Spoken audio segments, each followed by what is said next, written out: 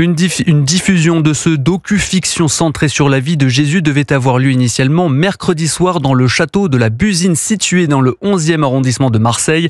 La mairie phocéenne avait déprogrammé le film invoquant un devoir de neutralité, une décision dénoncée par des élus de droite qui parlent de censure. Le film a finalement pu être diffusé dans un cinéma du 4e arrondissement. La correspondante Europe 1 à Marseille, Éléonore Richard, a rencontré des spectateurs à l'issue de la projection. Reportage.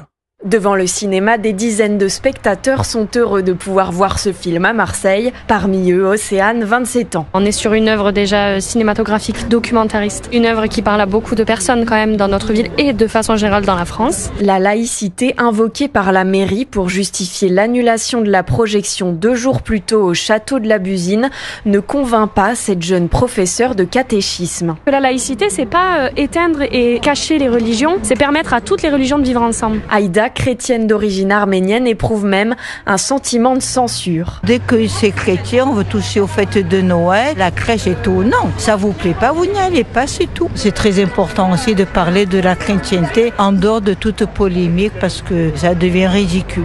Une censure que condamne aussi Hélène, retraitée marseillaise venue voir le film. La liberté d'expression, c'est quand même quelque chose qui tient à cœur. À partir du moment où on met une censure, quelle que soit la raison d'ailleurs, je suis pas trop encline à y être favorable. Pour les retardataires, une prochaine séance est notamment prévue ce soir au cinéma Pâté Madeleine à Marseille.